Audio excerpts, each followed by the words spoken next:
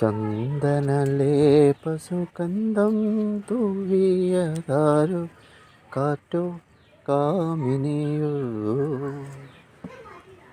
എല്ലാ കർഷക സുഹൃത്തുക്കൾക്കും ഈ വീഡിയോയിലേക്ക് സ്വാഗതം ചെയ്യുന്നു. ചന്ദന കൃഷിയെക്കുറിച്ച് അറിയേണ്ട കാര്യങ്ങളാണ് ഈ വീഡിയോയിൽ അവതരിപ്പിക്കുന്നത്. ചന്ദനം ഒരു അർദ്ധപരാഗ സസ്യം. സ്വയം ആഹാരം പരുവപ്പെടുത്താനുള്ള കഴിവുണ്ടെങ്കിലും ചന്ദനച്ചെടിയുടെ വേരുകൾ അടുത്തുള്ള ചെടിയുടെ വേരുകളിൽ ആഴ്ന്നിറങ്ങി ഭക്ഷണമെടുക്കും. അങ്ങനെ അത് വളരും. സപ്പോട്ട, പപ്പായ, സീതപ്പഴം, കാറ്റാടി അങ്ങനെ ഏതും ഇടവിളയാക്കാം.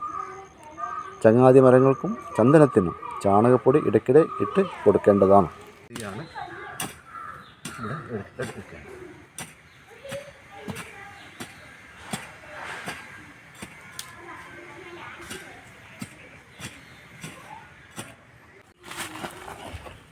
ആട്ടിൻ കാഷ്ടവും എല്ലുപൊടിയും നന്നായി മിക്സ് ചെയ്ത് വളമായി ചേർക്കുക. വളം കുഴിയിൽ നന്നായി മിക്സ് ചെയ്ത്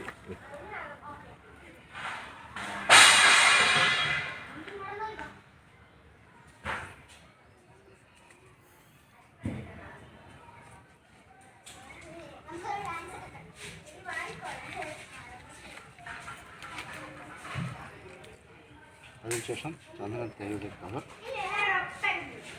കത്രിക കൊണ്ട് തേക്ക് ഏകദേശ രീതിയിൽ കട്ട് ചെയ്തെടുക്കും.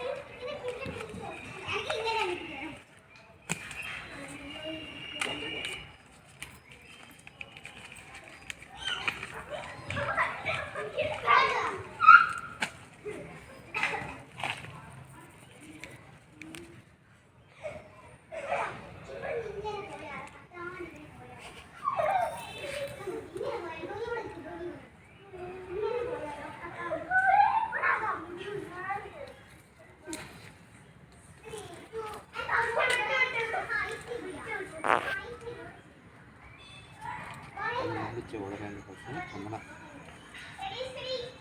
ചെടിയും അടുത്തെടുത്ത്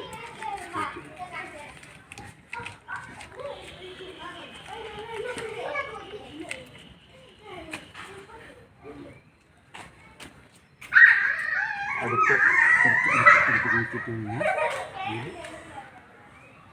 വെയിൽ പച്ചയിലേക്ക് ആഴ്ന്നിറങ്ങി വളം കൊടുക്കും. അതിനുശേഷം നമുക്ക്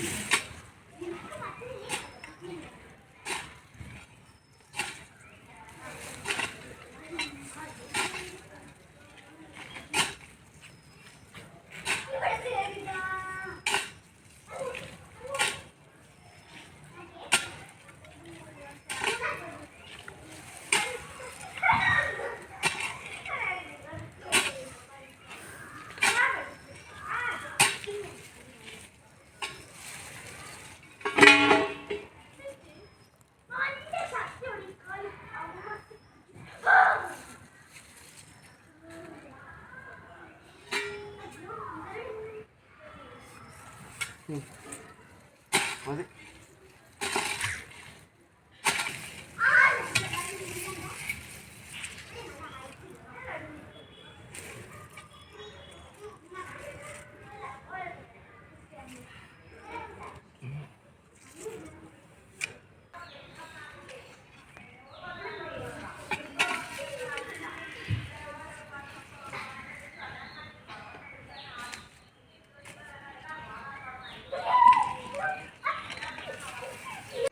ചങ്ങാതി മരങ്ങൾക്കും ചന്ദനത്തിനും ചാണകപ്പൊടി ഇടയ്ക്കിടെ ഇട്ട് കൊടുക്കാം.